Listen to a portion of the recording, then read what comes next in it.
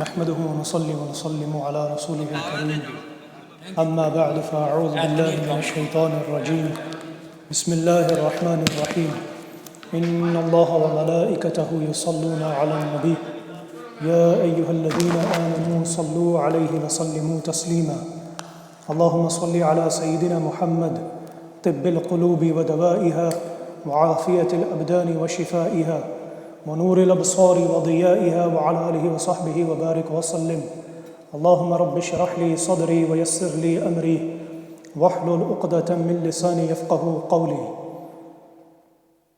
So in the previous Jumu'ah, I was mentioning some points, and one of the last points which I mentioned was in relation to the great abid, worship of Allah subhanahu wa ta'ala, Al-Hatim Al-Asam, who is referred to as being one of the greatest wise men from amongst the awliya of Allah subhanahu wa ta'ala.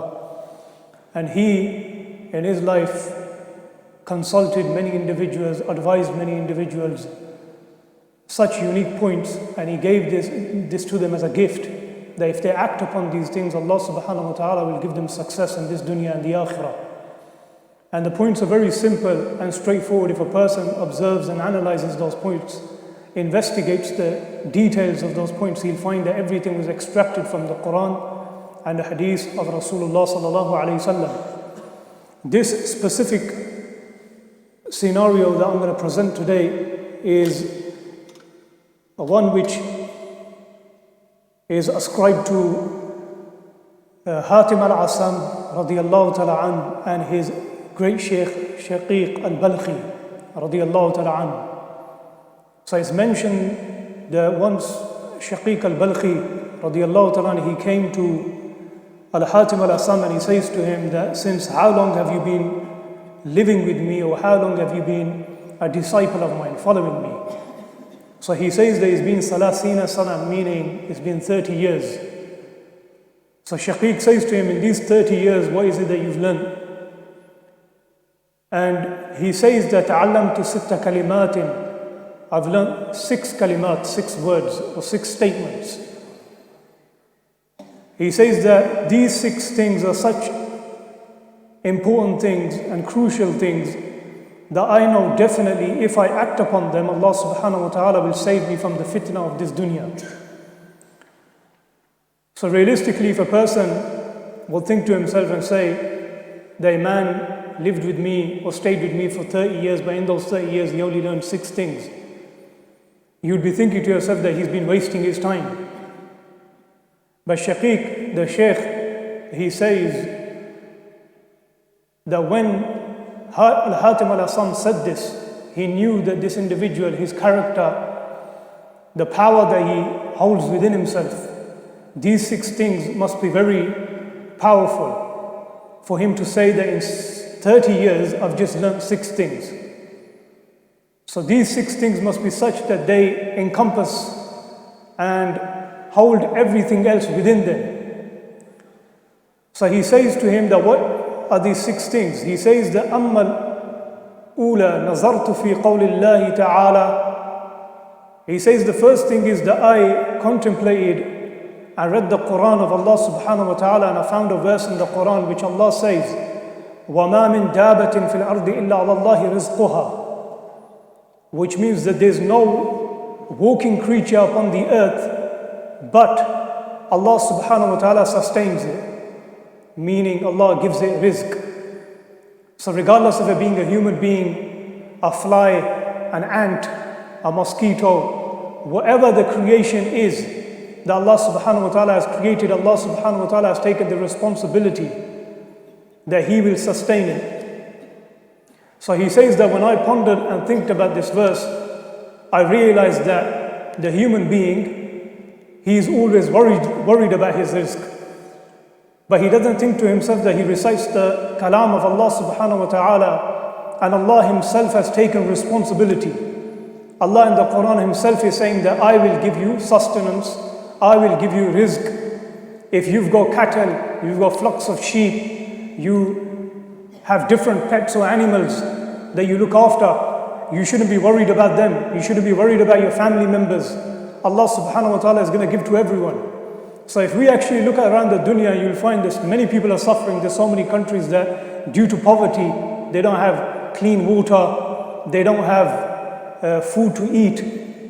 And when you look at the children, their malnutrition, you'll see that their rib cages are sticking out, their bones are sticking out. And a person at that time feels sorry for them. And you think to yourself that Allah has given us everything, but they're deprived from this. But in actual fact, they're not deprived. If a person actually thinks about it, the reason why Allah creates and tests certain individuals in the dunya in that way is so other people on the other part of the dunya, can earn reward by giving them sadaqah and charity. So there's hikmah in how Allah subhanahu wa ta'ala has created everyone and how He's tried and tested everyone. So those individuals who are living in poverty, they're not worried about building a mansion. We are. So we're being tested in a different way. They're not worried about saving anything. Whatever comes to them, they'll distribute amongst themselves and share it amongst their neighbors, their family members, and all of them will take a portion from it. But with us, even though Allah has given us so much, we hide everything from each other. So this is another problem that we find within ourselves, that rather than expressing the bounties of Allah which Allah has given to us, we hide them. Why? Because we fear that an individual will give us an evil eye. So we find this is taught to us in our families. Obviously it's something which was carried on through our culture, but it has a connection to the deen. The Prophet ﷺ says that the evil eye is worse than black magic. The evil eye can kill a person. So due to this, we hide those bounties of Allah subhanahu wa ta'ala which He has given to us. So Al-Hatim al-Asam, he says that when I pondered about this, I thought to myself that regardless of what state I'm living in, I know for definite that Allah subhanahu wa ta'ala will give to me whatever He has ordained for me. So whatever rizq has been written for me, Allah will give it to me. Why? Because when I look at the size of an elephant and I see the bone structure of an elephant and the mass that it contains, Allah subhanahu wa ta'ala gives it food. He gives it rizq according to its belly. But then when I look at the mosquito, the same way Allah gives rizq to the mosquito. So regardless of it being kabir, great, or saghir, small, Allah sustains everything. So he says that I, at that time, conferred all of my matters which were affecting me to Allah subhanahu wa ta'ala. I said to Allah subhanahu wa ta'ala that you are the Malik, you are the one who created me, you are the one who sustains, you look after everything. My job is just ubudiyyah, to serve you. So he said that since that day I've engaged in the worship of Allah and I've never turned back from that. Neither have I prepared or given preference or priority to anyone other than Allah. So what does his Shaykh say? He says, Ni'ma ma fahimta. This is amazing what you have understood. Because people will read this verse of the Quran but they still don't understand this. So further he says that I looked in the Quran and I found that Allah subhanahu wa ta'ala says, إِنَّمَا الْمُؤْمِنُونَ إِخْوَةً. All believing men and women are brothers and sisters. This was something which was established by Rasulullah sallallahu alayhi wasallam in Madinatul Munawwara. So when the Muhajirin, the migrants, when they migrated from Makkah and came and resided in Madinatul Munawwara, the Ansar, the Muslims of Medina were known as the Ansar, the helpers. The Prophet ﷺ established such brotherhood amongst them that if one of them had 2 or 3 wives, he would divorce one and give it to the one who's single. And if he had 2 plates to eat on, he would give one to the other brother. If he had a house which was built on 2 stories, he would give 1 story or 1 level or 1 floor of the house to his brother. This is how the akhuwat was established, meaning that every single one of them would want to give a portion. And in some narrations it mentioned that some of the Ansar, they became angry with some of the Muhajirin on some occasions.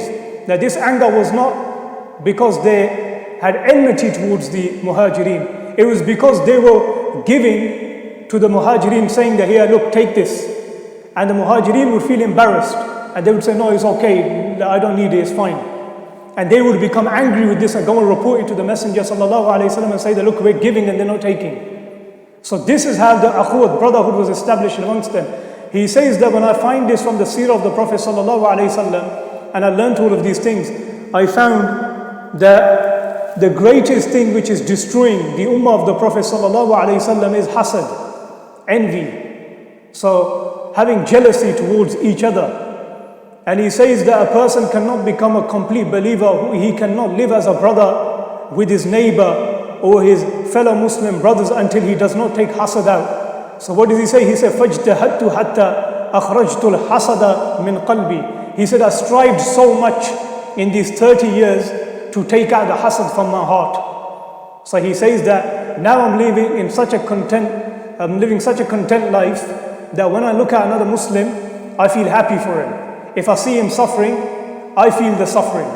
So he says, the words that he uses is amazing. He says that لو أصاب المؤمن هم بالمشرق جعلت أهتم حتى كأنه أصابني. He says that if someone feels suffering or pain or a calamity has afflicted a brother in the east or the west or the north or the south, he says, I would actually imagine and observe that that's actually happening to me. So if someone is hungry and there's, like the way I mentioned, there's poverty in certain countries, Muslim countries, he said I would actually imitate that. So meaning, if someone is suffering from hunger, he would actually fast and just consume a little bit of food so he can feel that pain. If someone is dying of thirst and is a Muslim and he cannot give him the water, then he would make himself thirsty.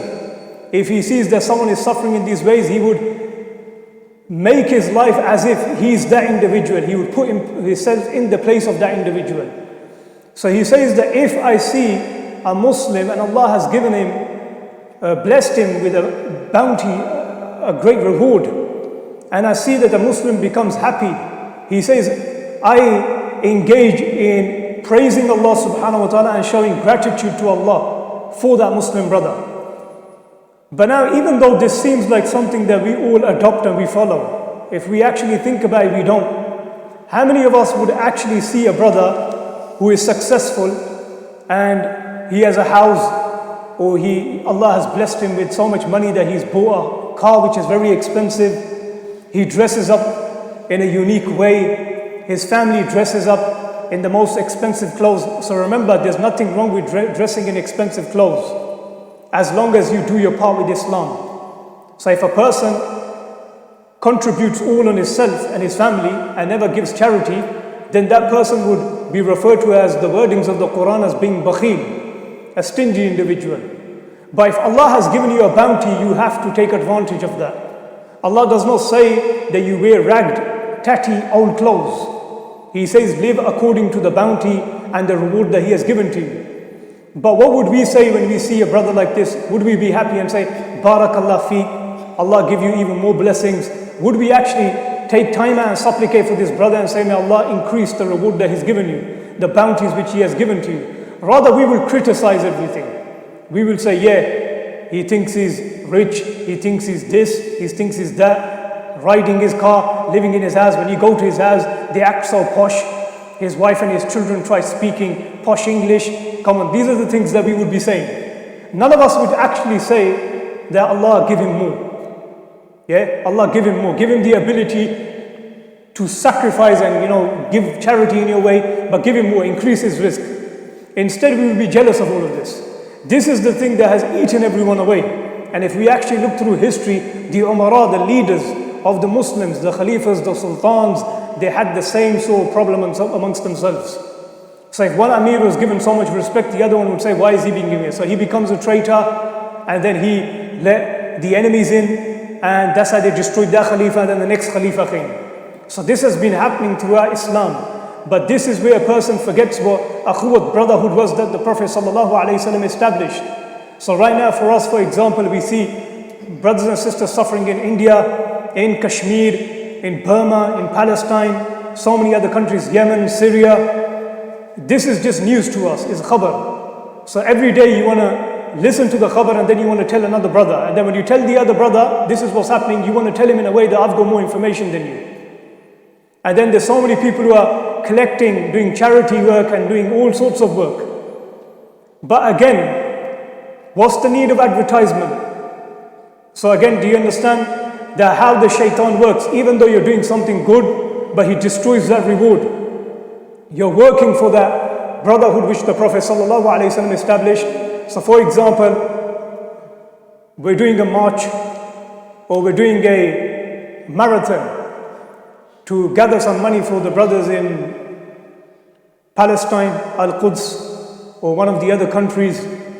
But then it'll become noticeable that when you look at the Facebook page of a certain individual, you look at his Twitter account, Instagram, it's just about him. All eyes have to be on him. And then once he does this, then everyone's talking, mashallah, the brother's amazing. He's raised this much money. He's raised that much money. So the question is, when you work collectively, the organization or the group should be praised, not one single individual. So we find that all eyes go on one individual. This is something that the shaitan uses as a tactic to destroy the reward of that brother. But we still don't realize that even though we think to ourselves that we're contributing towards Islam and the Ummah of the Prophet ﷺ, but it's like we're not wise. We don't use our aql that Allah has given us, the intellect that He has given us. So some brothers on occasions like this, when they hear stories, they become angry. That's the rage that they have inside themselves. And then the emotions take over and then they say, we're going to do this, we're going to do that. And then sometimes you find brothers who get carried away and maybe, you know, like the way the scenario is happening between India and Kashmir, they might find an Indian on the road and beat him up. Why? That's him taking his anger out. So that's not a wise way of dealing with stuff. And the same way, like I mentioned previously, the topic was to carry on, but since we finished on this akhuwat brotherhood bit and the current issue that's affecting us regarding Kashmir and how the protest is going to be happening on next week, I think. So 3rd of September, next week, Tuesday, 10 a.m. Brothers will be leaving from here. They will get there to the Parliament House at 12 o'clock. From 12 o'clock till 2 o'clock, they will remain in the Parliament House. Then 2 o'clock, they're going to go to the Indian Embassy. So this is all good and is effective in its own way. But the question is that the ones who can actually help the people of Kashmir are certain governing figures, bodies, like you would say Turkey, Erdogan, the same way Pakistan itself, other Muslim countries. We know, for example, examples of this have been given history, but as a fact we know countries like Dubai, which is not even really a country, is fake, and places like Arabia, like Saudi Arabia that we currently know it as. These countries have put their arms up and they have moved away from this issue. So you find that the akhuwat brotherhood is broken there. You can't rely on such deviant individuals. So a person should think to himself that because Makkah and Medina is occupied by that government, it makes the government pious. It doesn't make the government pious. We know that all of them are backbone of Najd, of Muhammad ibn Abdul Wahhab, who was a khabith, who worked for the British, and all of this has been mentioned and it's been written in books, not by us Muslims, but by the British themselves.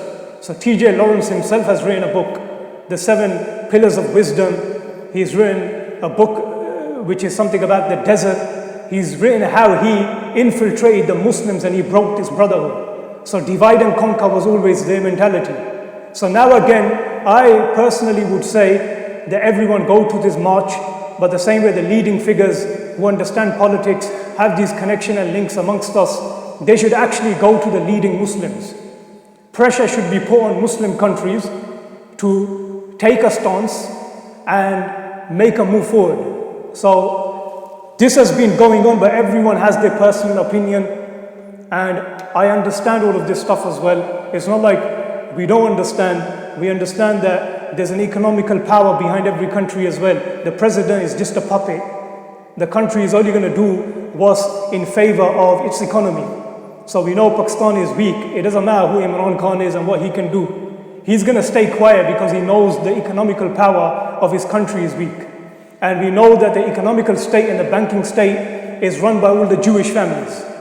You can't do nothing, you're stuck. And this is the reason why paper currency was made. Gold and silver was something that Muslims always used.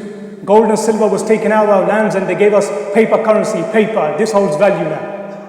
So a person has to understand until we don't put pressure on our own Muslim leaders and say to them that you need to ignite and wake up that iman that's inside you. Forget the economical state and forget everything. Nothing is going to happen. If you take a stance and actually speak with your mouth and take that stance and say, this is what we're going to do if you don't stop oppressing Muslims. And not only Muslims, Christians are being oppressed as well. So remember, the Quran did not give us ta'aleem and did not only tell us to safeguard the Muslims. It told us anyone who is Mazloom, anyone who is being oppressed.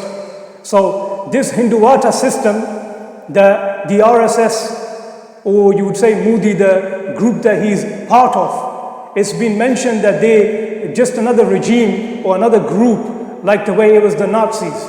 So it's the same thing that Hitler did. So he's doing the same thing. He doesn't want anyone in India who is not a Hindu. Everyone who must remain in India has to be a Hindu. So it's just a question that why are all the nations doing this? UN ain't going to do nothing. Yeah, let's just be honest with ourselves. They ain't going to do nothing. And the reason why they're not going to do nothing is because we're towards the end of times. And the Prophet ﷺ mentioned a hadith that has been authenticated by so many companions and tabi'een and salaf salihin and muhaddithin. They say in the hadith, the Prophet ﷺ said that a time is going to come that you're going to be so weak like the froth on top of the ocean. And this is the state of the ummah now. We're just like the scum and the froth on top of the ocean. If the waves go this way, we go that way. If it goes this way, we go that way. That's the state of us. But the Prophet ﷺ says, at that time you will see that all of your enemies, the ones who are against Islam, they will all sit on one table and feast against you. And it's common sense. That's what every nation is doing against us. Christians, Jews, Hindus, Buddhists, whoever they are. They're all on one table when it comes against Islam. And this is something obviously it's going to go into detail, but if someone looks at the seerah of the Prophet ﷺ and you look at the Qurayshis in Makkah al-Mukarramah, Makkah was a land of aman, peace. It doesn't matter if you were a Christian, a Jew, an idol worshipper. If you came into Makkah, the Qurayshis gave you safety. You could do your worship. But as soon as the message of Islam came, the Qurayshis, the Arabs, broke their traits and their qualities. What was that? They went against their own tribes because they didn't like Islam. It's the same thing that's being repeated now, but in a different way, in a bigger scale. So it's not Makkah now. Everything obviously does go back to Makkah and Medina, but we see that those people in Makkah and Medina don't want to help us. So the biggest thing is that we make dua, and those individuals who have connections like this, who are involved in politics and know ministers and mayors and all of this stuff, I don't think it makes a big impact by going and chanting outside the Indian embassy because he's the enemy. It doesn't make sense. To me, logically, it does not make sense. It would make sense if we go and pressure our own Muslim countries and say to them, listen, take a stance. So may Allah subhanahu wa ta'ala give us tawfiq to act upon what we've heard. May Allah subhanahu wa ta'ala strengthen our iman. May Allah subhanahu wa ta'ala help all those Muslim brothers and sisters who are oppressed in the dunya. Wa akhiru da'wana alhamdulillahi rabbil alameen. Allahu Akbar, Allahu Akbar, Allahu Akbar, Allahu Akbar. Ashhadu an la ilaha illallah. Ashhadu an la ilaha illallah. Ashhadu anna Muhammadar Rasulullah. Ashhadu anna Muhammadar Rasulullah.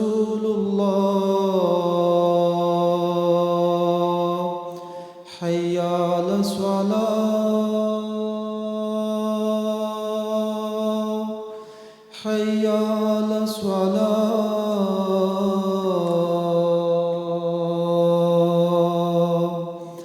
Hayya ala falah.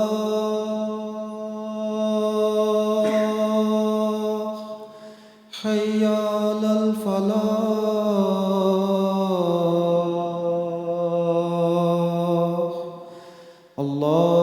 Allahu Akbar, Allah.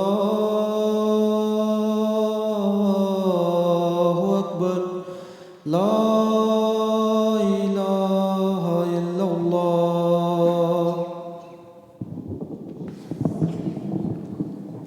الحمد لله الذي أبدع على أفلاك والأرضين، والصلاة والسلام على سيد الأنبياء والمرسلين.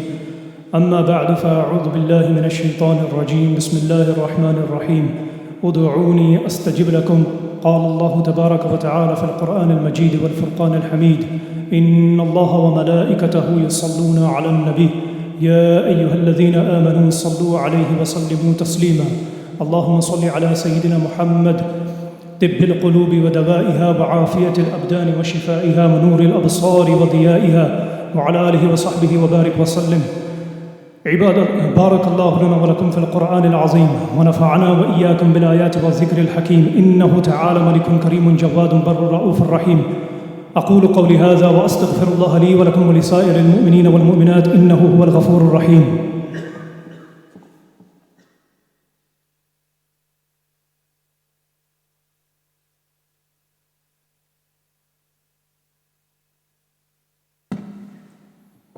الحمد لله رب العالمين، والصلاة والسلام على سيد الأنبياء والمرسلين. أما بعد، فأعوذ بالله من الشيطان الرجيم. بسم الله الرحمن الرحيم. إن الله وملائكته يصلون على النبي يا أيها الذين آمنوا صلوا عليه وسلموا تسليما. اللهم صل وسلم على سيدنا محمد بعدد من صلى وصام، وصل وسلم على سيدنا محمد بعدد من قعد وقام، وصل على جميع الأنبياء والمرسلين وعلى ملائكتك المقربين وعلى عباد الله الصالحين برحمتك يا أرحم الراحمين. عباد الله رحمكم الله، إن الله يأمر بالعدل والإحسان وإيتاء ذي القربى وينهى عن الفحشاء والمنكر والبغي يعظكم لعلكم تذكرون. ولذكر الله تعالى أعلى وأولى وأجل وأعز وأتم وأهم وأعظم وأكبر، والله يعلم ما تصنعون. أقم الصلاة. Can all brothers stand and make sure their safs are complete, because we've been getting complaints for the last couple of weeks with these gaps between the brothers. The hadith of the Prophet ﷺ is that the brothers who don't stand in salah together, the mercy of Allah doesn't descend upon them. So can all brothers make sure shoulder to shoulder they all standing?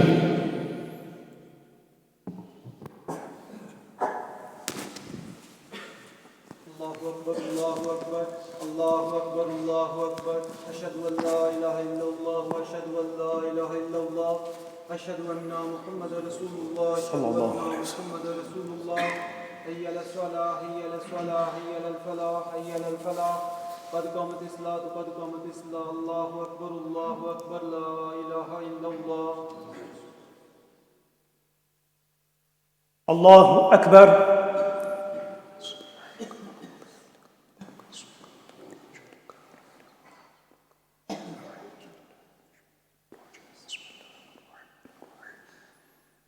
الحمد لله رب العالمين، الرحمن الرحيم، مالك يوم الدين.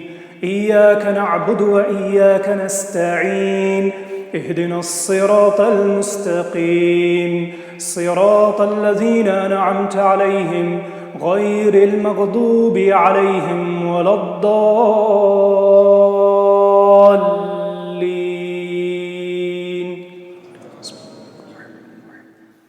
أرأيت الذي يكذب بالدين، فذلك الذي يدع اليتيم ولا يحض على طعام المسكين. فويل للمصلين الذين هم عن صلاتهم ساهون، الذين هم يراءون ويمنعون الماعون. الله أكبر.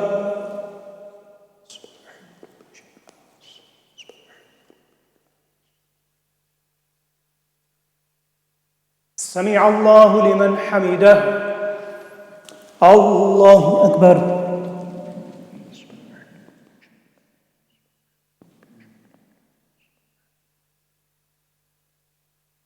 الله أكبر.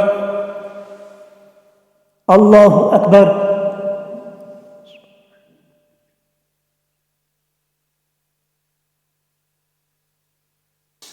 الله أكبر. الحمد لله رب العالمين، الرحمن الرحيم مالك يوم الدين إياك نعبد وإياك نستعين اهدنا الصراط المستقيم صراط الذين أنعمت عليهم غير المغضوب عليهم ولا الضالين.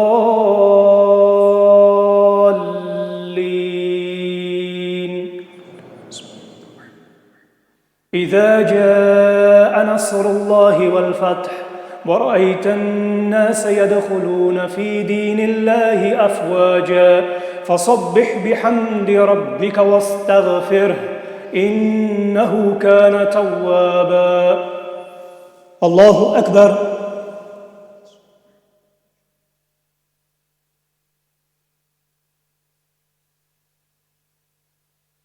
سمع الله لمن حمده. الله أكبر.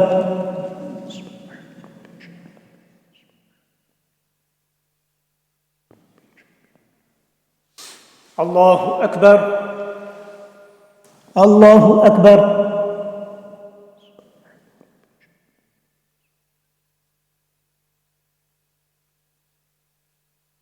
الله أكبر.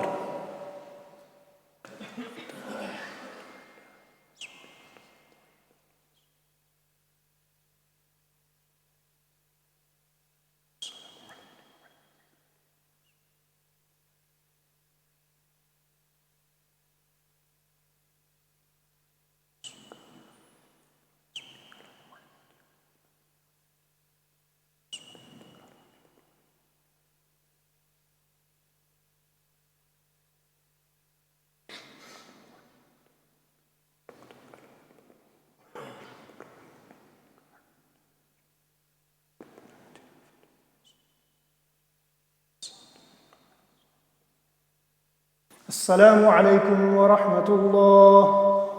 السلام عليكم ورحمة الله.